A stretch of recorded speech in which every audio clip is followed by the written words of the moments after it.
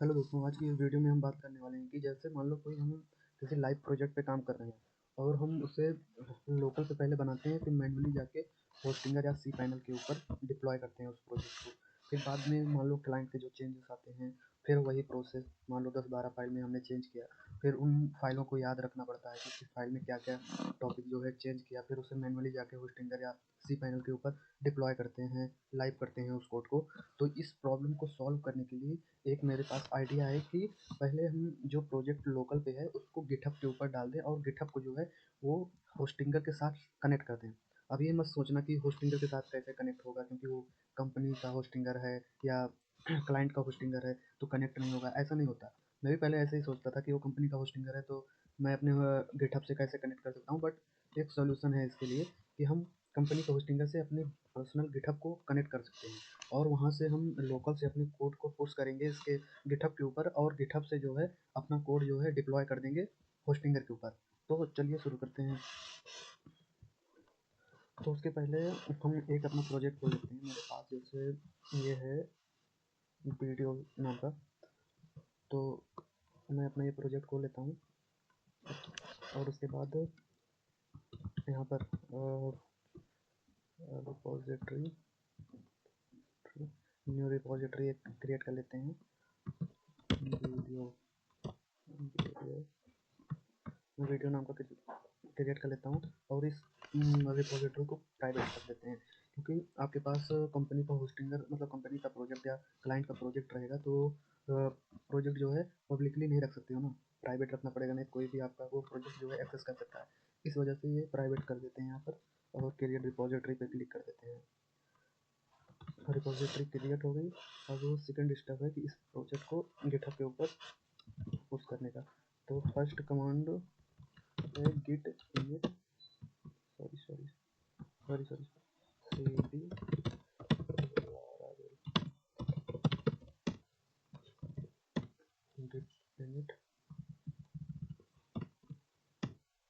cd git init हो गया। Add commit इसके बाद हम गिट ऐड डॉट कमांड चलाएंगे, गिट ऐड डॉट। अब चलाएंगे गिट कमिट का, गिट ऐड कमिट कर लेते हैं। इसके बाद हम ये वाला कमांड ऐड कर लेंगे, ये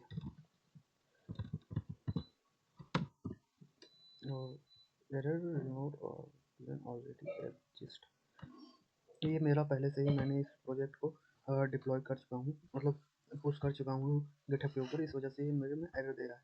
इस कमांड के बाद तुमको एक कमांड और चलानी पड़ेगी, ये वाली गिट पुश ओरिजिन। ये वाला चलाने के बाद ये आपका प्रोजेक्ट जो है उस गिटहब के ऊपर पुश हो जाएगा। मैंने ये प्रोजेक्ट पहले से ही पुश करके रखा है, इस वजह से एरर दे रहा है मेरे में।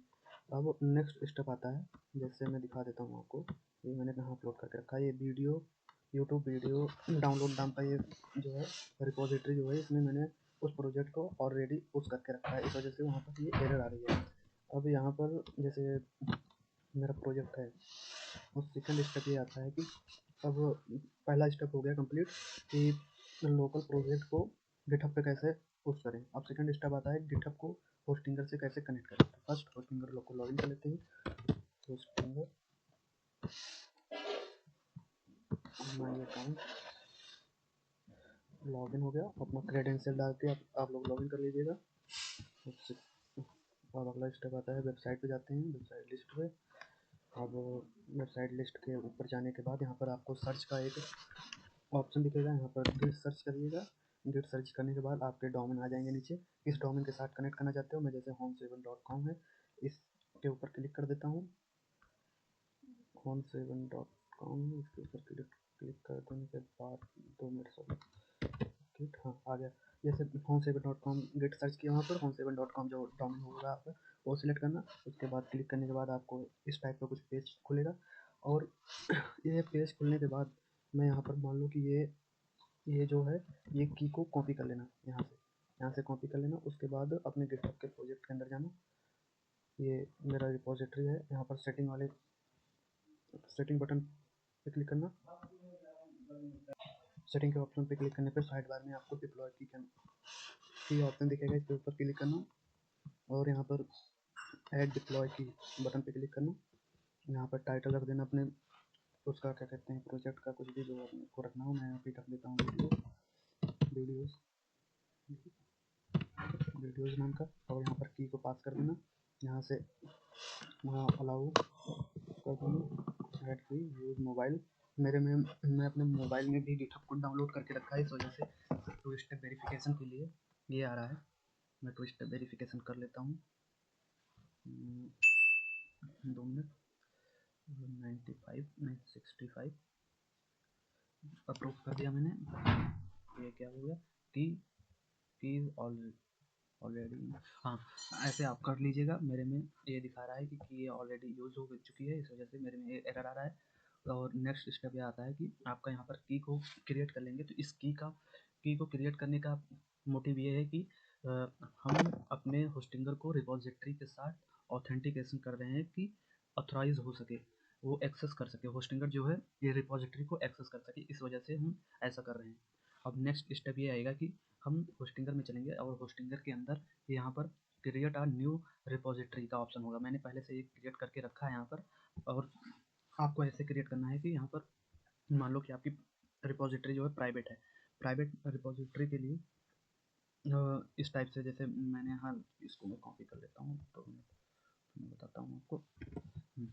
यहाँ पर जैसे ये कॉपी करके मैंने पेस्ट किया, ये जो है ये कॉमन चीज़ें हैं, ये इतना कॉमन है। इसके बाद जो है ये जो है मेरा यूज़र नेम है, गिटहब पे यूज़र नेम है। आपको भी यहाँ पर यूज़र नेम मिल जाएगा अपना, यहाँ से यूज़र नेम आप कॉपी करिएगा। और सेकंड स्टेप है कि ये जो है रिपॉजिटरी नेम है, रिपॉजिटरी नेम यहाँ से कॉपी करिएगा और होस्टिंगर में लाके यहाँ पर पेस्ट करिएगा। जैसे यहाँ सौरभ मिश्रा 214 है, ये यूज़र नेम है और ये रिपॉजिटरी नेम है। तो ऐसे ही आप अपने यूज़र नेम और रिपॉजिटरी नेम को लिख लीजिएगा।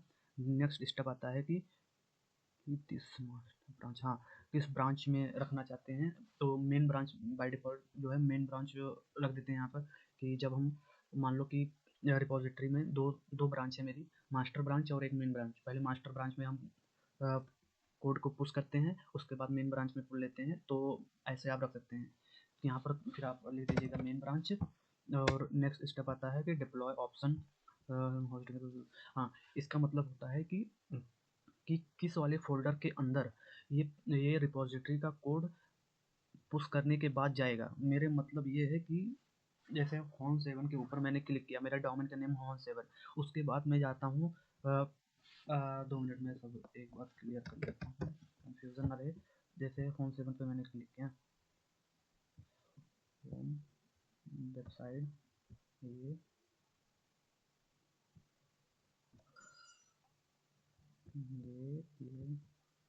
जैसे मैं डैशबोर्ड पे क्लिक कर देता हूँ, ये मेरा डोमेन है। यहाँ पर फाइल मैनेजर आएगा, मैनेजर पे क्लिक कर देता हूँ। और नेक्स्ट स्टेप है कि थोड़ा सा नेटवर्क स्लो है मेरा, वेट करिएगा।